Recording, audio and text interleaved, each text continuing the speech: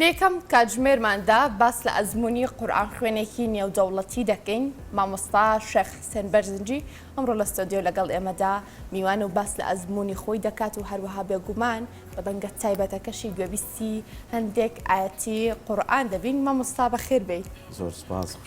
سپاس بۆی لەگەڵمان ئامادەی. سلامت بن ئینشاءالله. زۆر مامۆستا شێخ حسێن بەرزنجی ناوێکی گەورە و قورئان خوێنێکی نێودەوڵەتی گەورە. ئەمانەوێ باسی ئەزمموی خۆتمان بۆ بکەی لە قورئان خوێندندا مامۆستا. بسم الله الرحمن الرحیم. من ناوم حسێن شێخ طاهر بەرزنجیە. هەر لە سەرەتایی مناڵیمەوە لە گەڵچوونم بۆ قوتابخانە و خوێندنی سەرەتایی ئاشنای خوێندنی قورئانی پیرۆز بووم و لەو کاتەوە ئیحتیمامێکی زۆرم داوە بە خوێندنی قورئانی پیرۆز بە تایبەتی لە خزمەت جەنابی باوکم خوای گەورە لێی خۆش بێ کە پیاوێکی دیار و قورئان خوێنێک بوو هەم پیاوێکی کەسایەتێکی ئاینی بوو.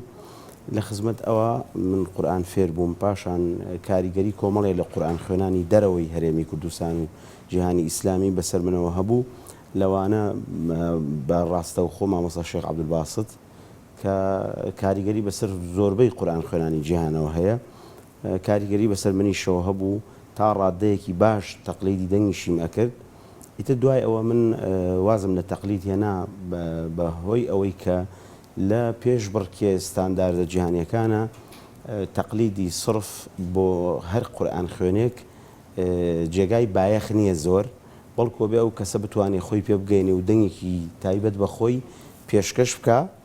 بۆی بتوانێت نمرە و پلەیەک بێنێت. جا لەبەر ئەوە لەو کاتەوە من ئەلحەمدولیلا ئیتر احتیمام بە خۆم داوە و سوپاس بۆ خواوە. ئەوە دەمێک ینی قوتابێکی زۆرمان هەیە ئێمە کە لای ئێمە مەقامات و ئاواز و دەنگ و فێربوونی قورئان و ئەمانە فێربوون مانیش هەمووی فەزلی خوایە و خۆشم لە ناوخۆ و لە دەرەوە بەشداری گەلێک لە پێشبڕکێ و ئاهەنگە جیهانیەکانم کردووە. باشە مامۆستا خۆش ئاماژە پێ کرد ئەمەوێت ئاەتێکی قورئانی پیرۆزمان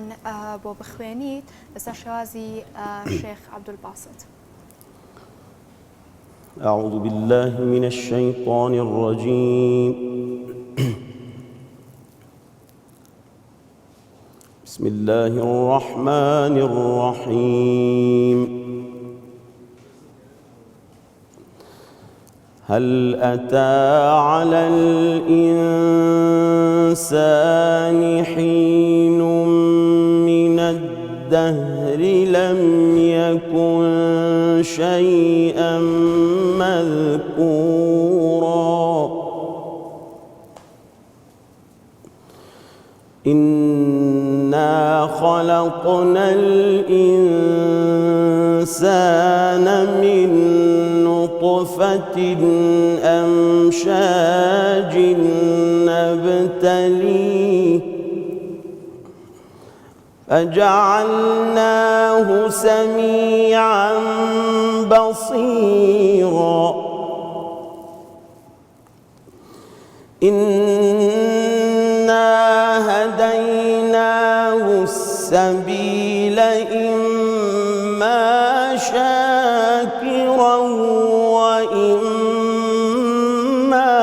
كفورا إنا أعتدنا للكافرين سلاسل وأغلالا وسعيرا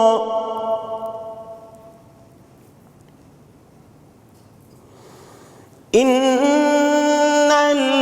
الأبرار يشربون من كأس كان مزاجها كافورا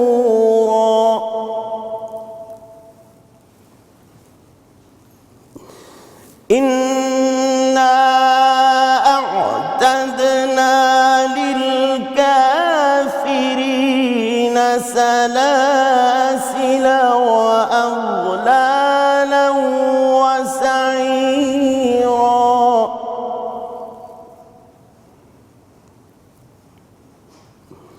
إن الأبرار يشربون من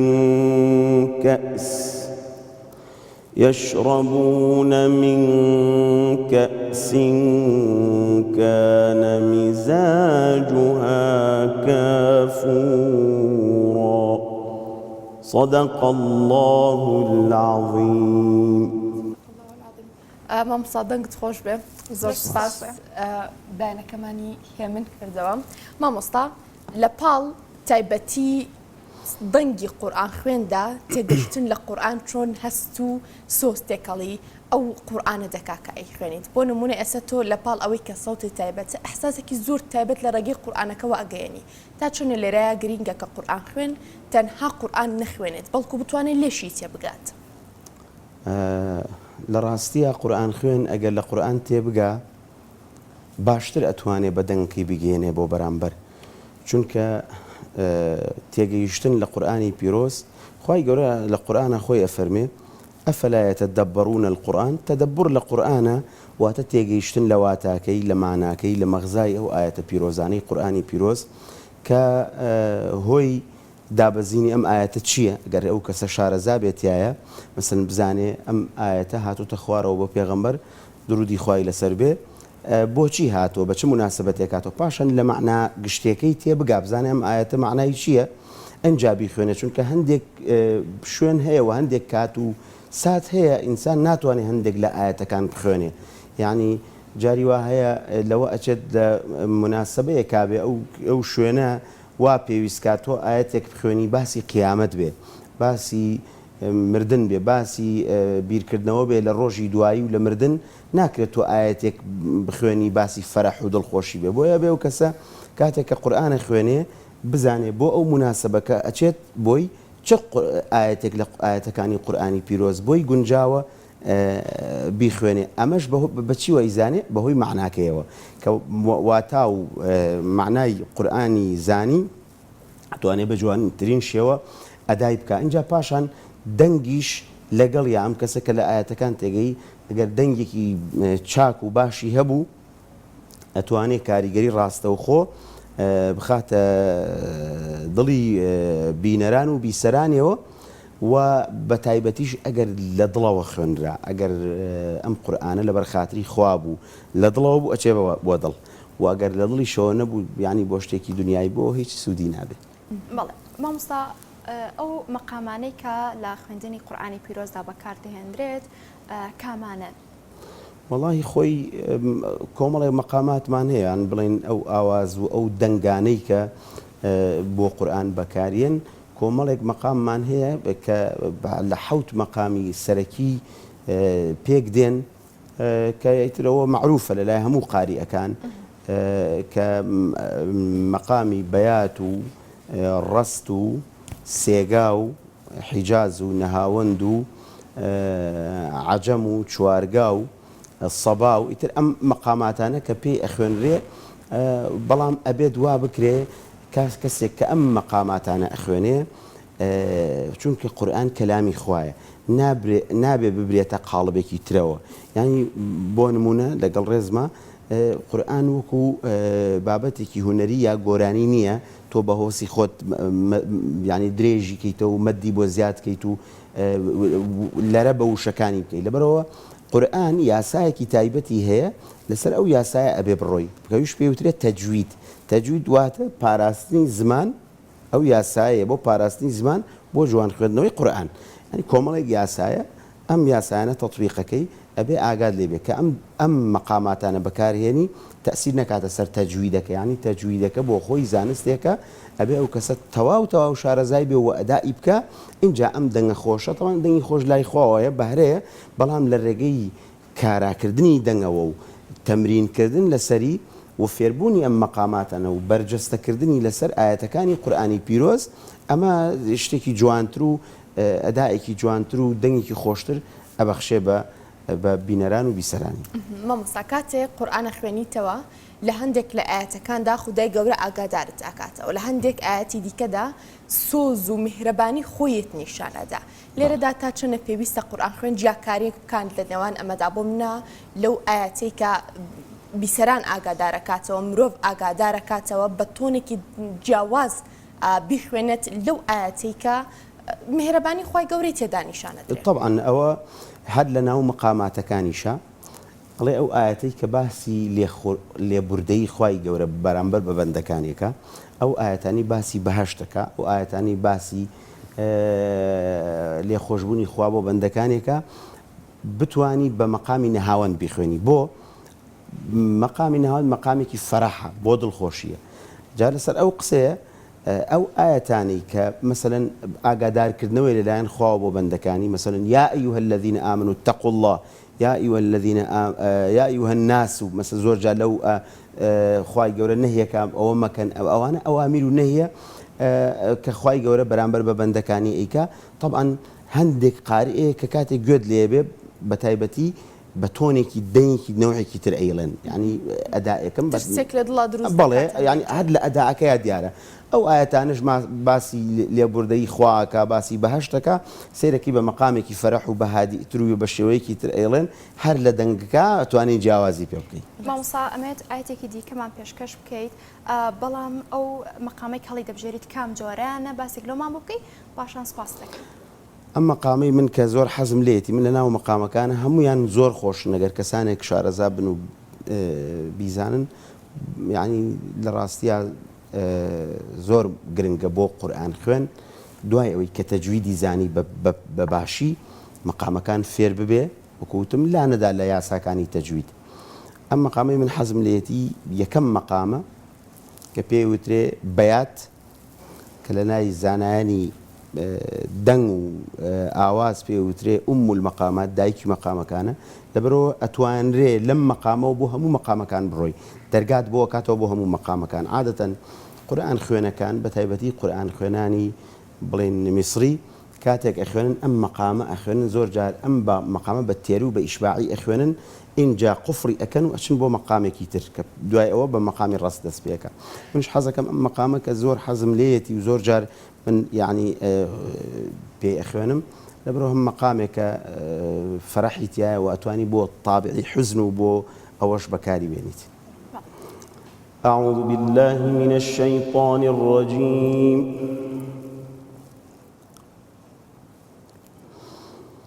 إن الأبرار يشربون من كأس إن الأبرار يشربون من كأس كان مزاجها كافورا عينا يشرب بها عباد الله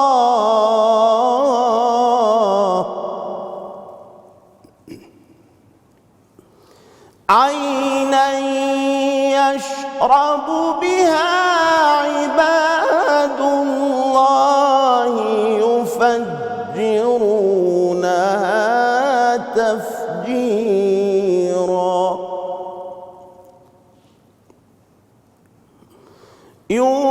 يوفون بالنذر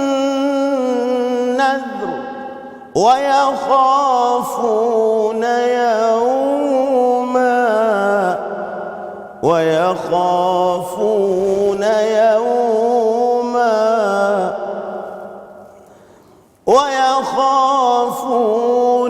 يوما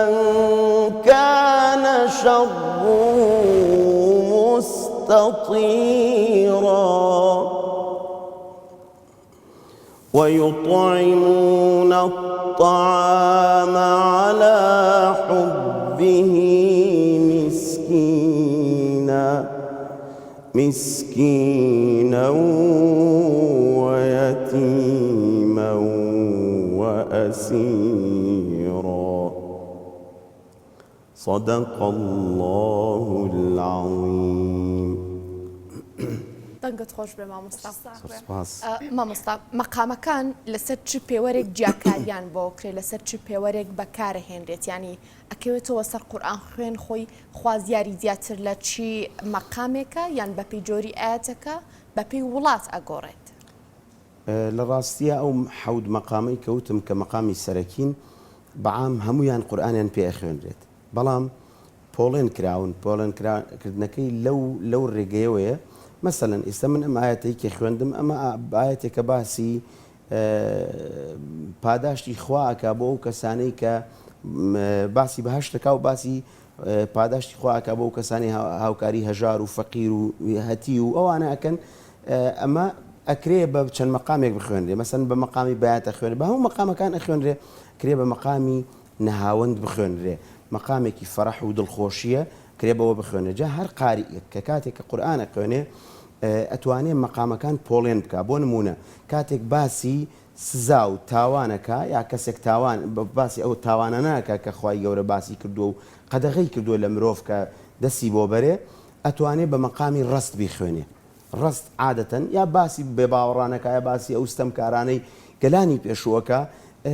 زۆر جار من کە دیقەت ئێم قاری ئەمیسرەکان ئەمە بەچی ئەخوێنن بە مەقامی ڕست بۆ مەقامی ڕست تۆنەکەی بەرزە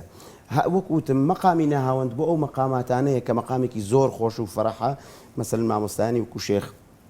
محەممەد صدیق منشاوی شێخ مستەفا ئیسماعیل و غەیری ئەوانش ئەم مەقامەیان بەکارهێناوە مەقامێکە فەرەح و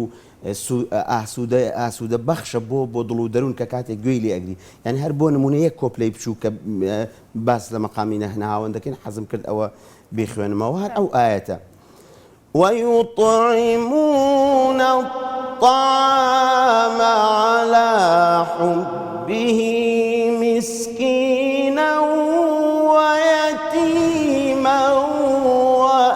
وأسيرا ئەمە مەقامی نەهاوەندە طبعا بطابعێکی هادئتر بە شێوازێکی هادئتر دوایی وردە بۆ طبقە سەوتەکان ئەتوانی پێی بەرز ببیتەوە بۆیە قورئان خوێن زۆر جار ئەوەی کە شارەزایە لە مەقاماتە گوێ لە قورئان خوێنێک کە گرێ ئەزانێت تا چ ڕادەیەک شارەزایە بۆ پۆڵێنکردن و بەرجەستەکردنی ئەو مەقاماتانە لەسەر ئاەتەکانی قورئانی پیرۆز وەکوتم بەس بە بەرجێک تەسیر نەکا لە تەجویدەکە و لە یاساکانی خوێندنی قورئانی پیرۆز لانەیە. بەڵێ مامۆستا لەسەر شازی عێراقی باسێک لەومان بۆ بکەی لامان کاتدا ئاەتێکشمان لە شازە پێشکەش بۆی سپاس دەکەین. بەڵێ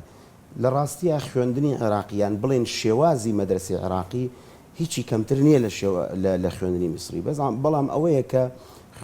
ئیهتیمامێکی ئەو توی کاتی خۆی پێ نەدراوە وی لا ئێمە قورئان خوێنی زۆر باشمان هەبووە لەوانم خوای گەورە لی خۆش بێ مامۆستا حافظ خەلیل ئیسماعیل کە ئیترەوە گەوری قورئان خوێنانی عێراق بووە و وەکو وتراوە من لە ڕێگەی یەکێک لە تەلەبەکانی ئەوە کە مامۆستای خۆم بووە ئەڵێ 100 مەقامی بە دەنگی خۆی قورئان تەسجیل کردووە تۆمار کردووە 100 مەقام ئەمە توانایەکی زۆر بەهێزە کە کەسێک بتوانێت قورئان خوێنێک 100 مەقام قورئان بە 100 مەقام تەسجیل بکا بۆ ئەوەی جیلەکان و نەوەکانی داهاتوو سوودی لێوەرگن طبعا لەسەر شێوازی مەدرسە و شێوازی خوێندنی عێراقی ئەم شێوازە لە کوردەواری خۆشمانە هەر هەبووە یعنی هەندێک مەقامی کوردیش جاری وا بۆ تێکەڵاو بووە لەگەڵ مەقامە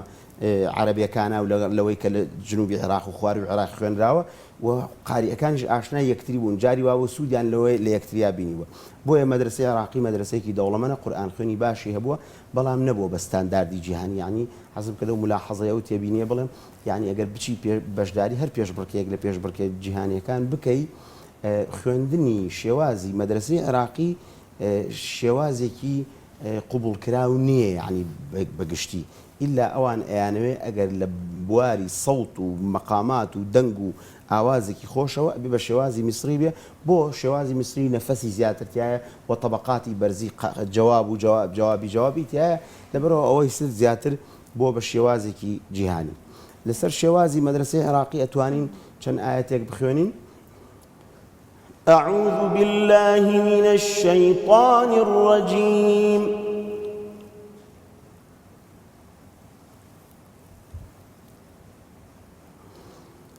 إن إنما نطعمكم لوجه الله لا نريد منكم جزاء ولا شكورا إنا نخاف من ربنا يوما عبوسا قمطريرا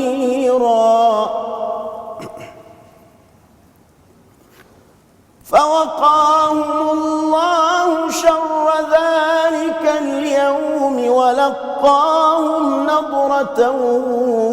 وسرورا وجزاهم بما